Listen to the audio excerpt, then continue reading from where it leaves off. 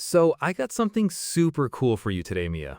Oh, yeah? What is it? It's it's like a secret for learning English grammar. Hello everyone and welcome to Madison's podcast. My name is Leo. And I'm Mia. Uh-oh, tenses. That sounds difficult. I hear there are 12 tenses in English. 12. Exactly, that's the secret. Yes, there are 12, but you don't need them all. Not for everyday speaking. For like 90% of all conversation, you only need 6. Only 6? Really? Okay, I'm listening. That sounds much better than 12. It is, and to make it even easier, we can put these 6 tenses into 3 groups. I call them time zones. We have the now time zone, the before time zone, and the later time zone. Okay, now, before, and later. That makes sense. It's like present, past, and future. Exactly. See? It's simple already. So today we're going to talk about the 2 tenses for now, then the 2 tenses for before, and the 2 tenses for later. That's 6. Ready? I'm ready. Let's start with the now time zone. Perfect. So our first tense is the present simple. I call this one the everyday tense The everyday tense? Why? because we use it for things that happen every day or often. We use it for habits, routines, and facts, things that are generally true. Okay, habits and routines, like things you do every morning? Yes. For example, I drink coffee every morning. That's a habit. That's a routine. So I use present simple. I drink coffee. You drink coffee, we drink coffee. It sounds easy. It is. For I, you, we, and they, you just used a base verb. Drink, work, study, go. But there is one small rule change. For he, she, or it, we add an S to the verb. Ah, okay, so he drinks coffee? Perfect. Or she works at a hospital. That is a fact about her. Or for it rains a lot here. That is a general truth. See? Works, rains with an S. Okay, I think I get it. So for my daily life, things I always do, I use present simple. You got it. That's the everyday tense. And for questions, we just use do or does. Like, do you drink coffee? Or does she work at a hospital? Simple. Okay, so that's for questions. What about saying no? How do we make negative sentences? Great question. It's just as easy. We use do not and does not. We usually shorten them to don't and doesn't. For example, I don't drink tea in the morning, or he doesn't work on weekends. So you don't play football and she doesn't like spicy food? Got it. That's super helpful to know. Exactly. The structure is just subject plus don't or doesn't plus verb. Easy to remember. Right, that feels really useful. And just quickly, if you're enjoying Madison's podcast and finding it useful, please give us a like, leave a comment, and subscribe. It helps us a lot. Yes, please do. Okay, so that was tense number 1. Are you ready for the second tense in the now time zone? Yes, what's next? The second tense is the present continuous. I call this one the right now tense. Okay, so present simple is for every day, present continuous is for right now. What's the difference? Great question. Present continuous is for an action that is happening at this very moment, or for a temporary situation. The action is in progress. It's happening. Okay, so how do I make this tense? Is there a rule? There is, and it's a fun one. You use the verb to be, so am, is, or are, plus the main verb with ing at the end. Verbing. Ah, the ing verbs. So, an example? Right now, you are listening to me. I am talking to you. We are recording a podcast. See? Are listening, am talking, are recording. The action is happening now. Okay, so if my friend calls me and asks, "What are you doing?" I can say, "I am learning English right now." Perfect, exactly that. Or look outside the window. What is happening? Maybe you see a man is walking his dog, or the sun is shining. It's all happening right now. And for questions and negatives here, is it similar? It's even easier. For questions, you just switch the subject and the be verb. So you are listening becomes are you listening? He is working becomes is he working? And for negatives, you just add not after the be verb. So I am working becomes I am not working. She is sleeping becomes she is not sleeping, which we usually shorten to she isn't sleeping. Okay, that's clear. So they aren't playing football right now, for example. So to check, I read a book every night is present simple. It's a habit. Right. But I am reading a book right now is present continuous. It's happening at this moment. You've got it. That is the perfect way to think about it. And with that, we have finished the now time zone. 2 tenses down. How do you feel? Good. That was not so hard. So now are we going to the before time zone? We are. Let's travel into the past. The first tense here and our third tense overall is the past simple. Let's call this one the yesterday tense. The yesterday tense. I like that. So this is for things that happened yesterday. Yesterday, last week, last year, any time in the past that is finished. The action started in the past and it ended in the past. It's done. Okay, finished actions. How do we make this one? Is it just add S again? Not an S. This time, for regular verbs, we add ed at the end. Like watch becomes watched. Talk becomes talked. Oh, okay. So I can say, yesterday I watched a movie. Perfect. The action is finished. But, and this is important, English has some verbs that are, a little tricky. They're called irregular verbs. They don't follow the ed rule.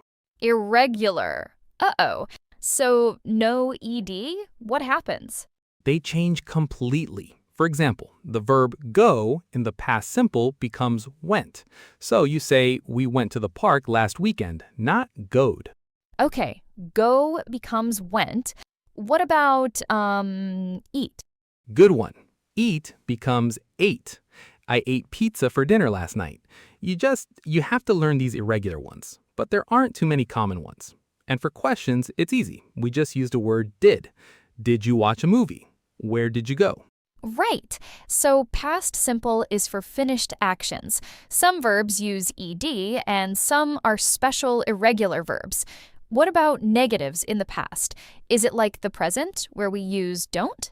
That's it. And that brings us to the second tense in the before zone, the past continuous. I call it the was doing tense. Was doing. This sounds like the right now tense, but for the past. Wow, that is the perfect way to describe it. It's for an action that was in progress, it was happening at a specific time in the past. So how do we form this one? Is it like present continuous? It is. It's very similar. Instead of am, is, or are, we use the past tense, was or were. And then we use the verb with ing. So was were plus verb ing. Okay, so I was studying or they were playing. Exactly. We often use this tense to describe a background action when something else happened. For example, I was sleeping when you called. Oh, I see. Sleeping was the long action in progress, and called was the short action that happened in the middle of it. I was sleeping when you called. Yes, you got it. Or another one. They were playing outside when it started to rain. The long action is were playing. The short interruption is started to rain. Okay, that makes sense. It gives more detail about the past. It does. It paints a better picture. And with that, we are done with the before time zone. 4 tenses down, 2 to go. Let's move to our last time zone, later. The future. Okay, how do we talk about tomorrow? This one is great because there are 2 simple ways to do it. And for a beginner, both are perfect. We can use will or we can use going to. Will and going to, so they mean the same thing? For most everyday conversations, yes. Don't worry about the small differences yet. You can use either one. The rule is easy. For will, it's just will plus the base verb. I will call you. She will help. Okay, tomorrow I will go to the store. That sounds easy. What about going to? For going to, it's very much like present continuous. You use am, is, or are plus going to plus the base verb. It's a bit longer. Okay, so I am going to call you, or we are going to travel next month.